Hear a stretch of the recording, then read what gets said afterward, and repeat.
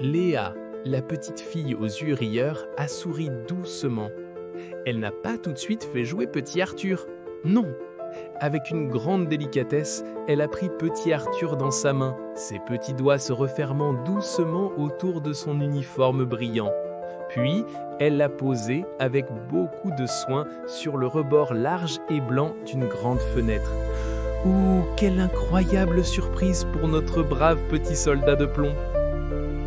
Petit Arthur s'est retrouvé là, tout seul pour le moment, mais son cœur, fait de courage, battait un peu plus fort d'excitation.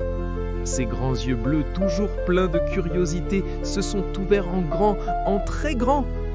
Dehors, un monde tout nouveau s'est offert à lui, un monde qu'il n'avait jamais vu, même dans ses plus beaux rêves. Le ciel était d'un bleu immense, si grand qu'on aurait dit une immense couverture douce. Des petits oiseaux aux plumes colorées chantaient de jolies mélodies en volant d'arbre en arbre, comme de petits musiciens invisibles. Plus loin, il voyait de grands arbres verts très hauts qui dansaient doucement avec le vent, leurs feuilles frissonnant comme des secrets chuchotés. Il y avait aussi de petites maisons aux toits rouges et pointus qui ressemblaient à des maisons de poupées géantes. C'était tellement différent et merveilleux comparé à l'intérieur douillet de la chambre. Petit Arthur se sentait rempli d'une joie immense et d'une curiosité débordante. Il voyait des petits nuages blancs tout ronds qui flottaient lentement dans le ciel, comme des moutons coton partis en promenade. Il imaginait déjà toutes les aventures extraordinaires qu'il pourrait vivre là-bas, au-delà de cette fenêtre magique.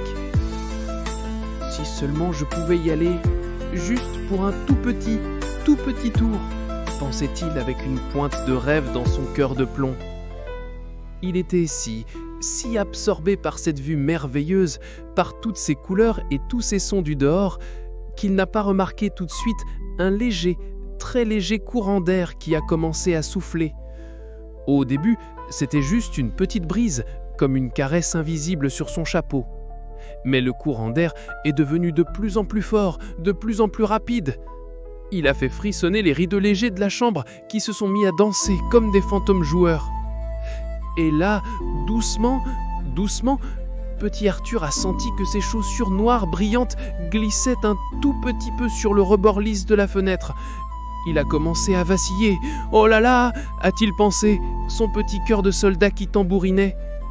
Il a essayé de se tenir encore plus droit et fier, de planter ses pieds, mais le vent soufflait de plus en plus fort, comme une grande main invisible qui poussait. Petit Arthur penchait. Petit Arthur va-t-il réussir à rester sur le rebord de la fenêtre malgré le vent coquin? Ou le vent va-t-il l'emporter vers de toutes nouvelles et grandes aventures? Découvrez ce qui arrive à notre soldat courageux dans le prochain épisode.